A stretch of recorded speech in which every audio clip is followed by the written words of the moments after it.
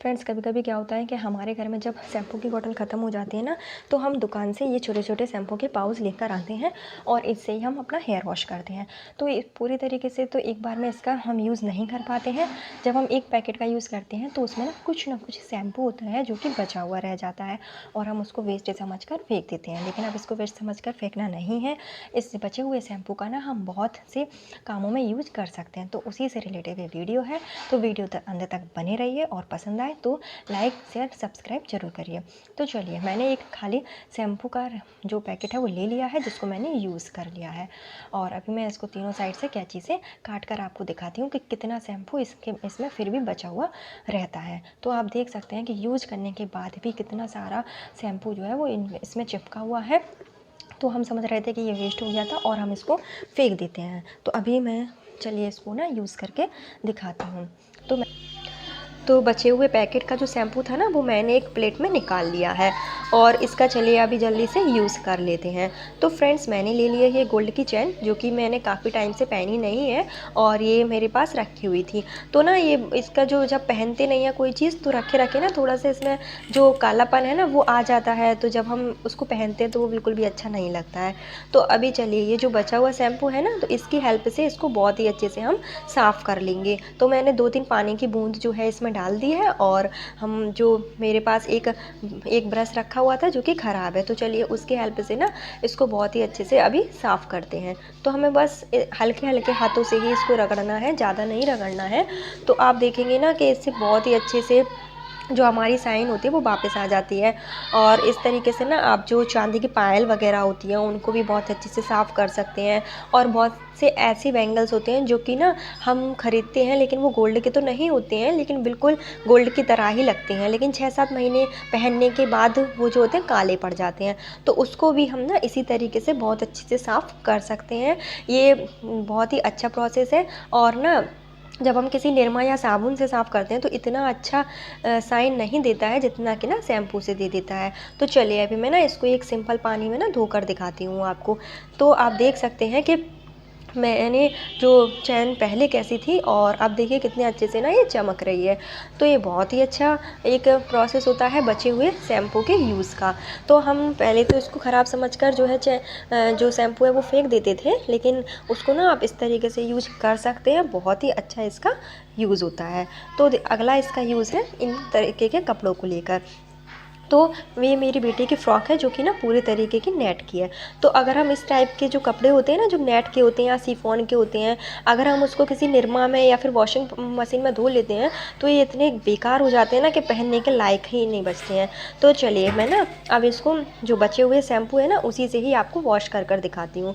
तो आपको एक टब ले लीजिए और मुझे अभी एक ही फ़्रॉक धोना है। तो मैंने थोड़ा सा पानी लिया है और एक शैम्पू जो बचा हुआ शैम्पू था ना, इसका मैंने यूज़ कर लिया था और ये खाली है। तो अभी बस मैं उसको ही उसकी हेल्प से ना इस जो फ़्रॉक है उसको धोकर दिखाती हूँ। तो इसी तरीके से ना जो साड़ियाँ वगैरह भी होती हैं जिसको हम ड्राई क्लीन के लिए बाहर पहुँचाते हैं, वो इतनी गंदी तो नहीं होती हैं, लेकिन जब हम 1-2 बार पहन लेते हैं तो हमें ये लगता है कि उसको ना हमें अच्छे से धो लेना चाहिए और हम उसको पहुँचा देते हैं ड्राई क्लीन के लिए, जिसमें हमारा ना बहुत सारा पैसा भी खर्च हो जाता है। और साफ़ तो वो हो जाती है लेकिन पैसा बहुत ज़्यादा खर्च हो जाता है। तो आप बस इस बचे हुए शैम्पू की हेल्प से ना उन साड़ियों को भी बहुत ही अच्छे से क्लीन कर सकते हैं और इतनी अच्छे से साइन आ जाती है ना कि बिल्कुल ऐसा लगता है कि जैसे कि नई की नई हो। तो बस मैंने शैम्पू को पानी में अच्छे से घोर लिया है और घोरने के बाद बस इस फ़्रॉक को अच्छे से डाल दीजिए और अभी धो के दिखाती हूँ आपको कि ना कितनी अच्छे से ये साफ़ हो जाएगी। इसी तरीके से ना कोई भी जैसे जो कपड़ा वगैरह होता है शिफॉन में भी होता है, तो उसको भी आप ऐसे अच्छे से धो लीजिए, क्योंकि ये सब जो कपड़े होते हैं ना वो उनको हम रोज़ तो पहनते नहीं हैं, कभी कभार ही यूज़ करते हैं और थोड़ा सा पहनने के बाद ना ये बहुत गंदे हो जाते हैं। तो उसको हम जब निरमा वगैरह से धो लेते हैं ना, तो इसका जो इसमें ना एक कपड़े में थोड़ा सा रुएँ वगैरह से आ जाते हैं, जो कि बहुत ज़्यादा फिर बेकार लगता है। तो अभी आप देख सकते हैं कि मैंने ना शैम्पू से धोया है इसको और ये कितना अच्छे से शाइन कर रहा है, कितना अच्छे से चमक रहा है।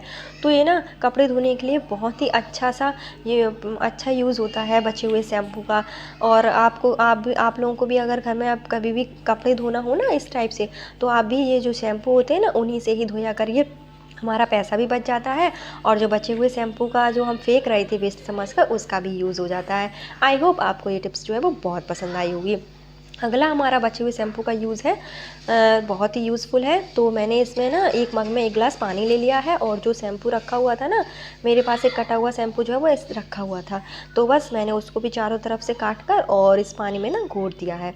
तो हमें जब तक शैम्पू को घोरना है जब तक ना थोड़े से इसमें जो है झाग से आ जाए, तो बस अपने हाथ की ही हेल्प से ना हम इसको अच्छे से जैसे निरमा घोरते हैं ना, उसी तरीके से इसको घोर लेंगे। और उसके बाद ना इसमें थोड़ा सा नमक डाल दीजिए, क्योंकि जो नमक होता है ना वो बहुत ही यूज़फुल होता है क्लीनिंग प्रोसेस में। तो बस हमने नमक डाल दिया और अच्छे से उसको घोर देंगे, जिससे कि नमक जो है पानी में अच्छी तरीके से घुल जाए।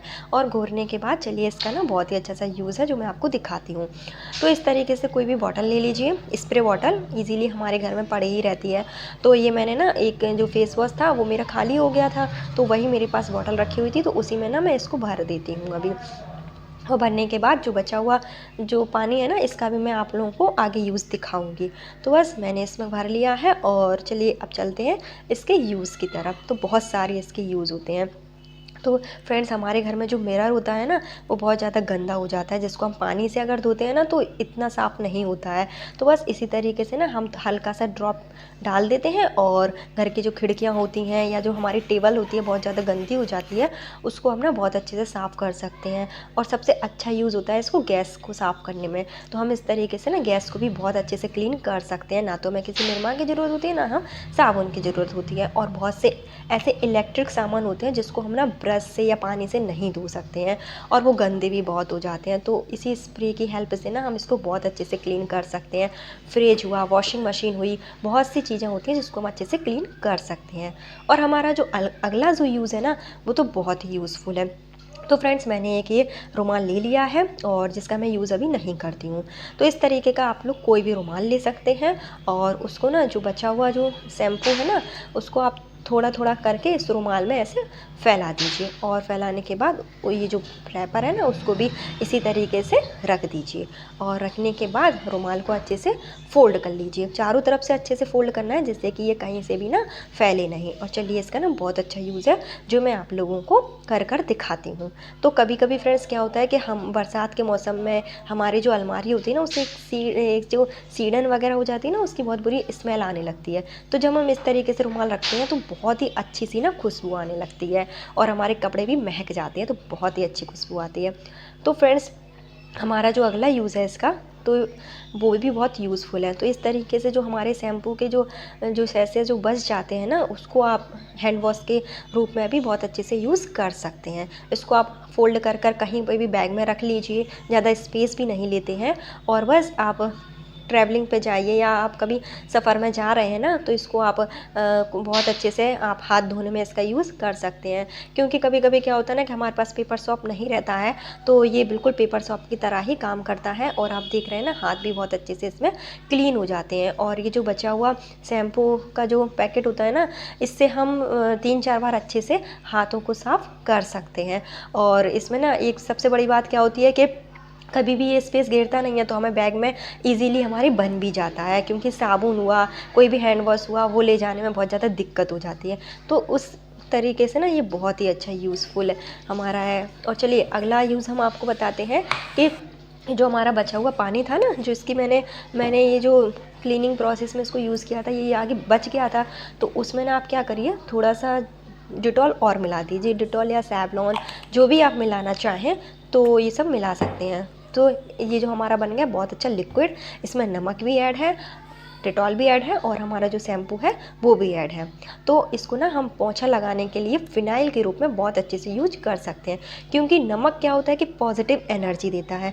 तो जिस घर में नेगेटिव नकारात्मक ऊर्जा होती है ना उस घर में तो ये इस टाइप से पोंछा लगाना ना बहुत ही ज़्यादा ज़रूरी है। तो और जो डिटॉल होता है जिससे कि बहुत सारे कीटाणु वगैरह नष्ट हो जाते हैं, तो बार बार हमें फ़िनाइल लाने की कोई ज़रूरत नहीं है और हम इस तरीके से बना सकते हैं। आई होप आप लोगों को टिप्स बहुत पसंद आई हो।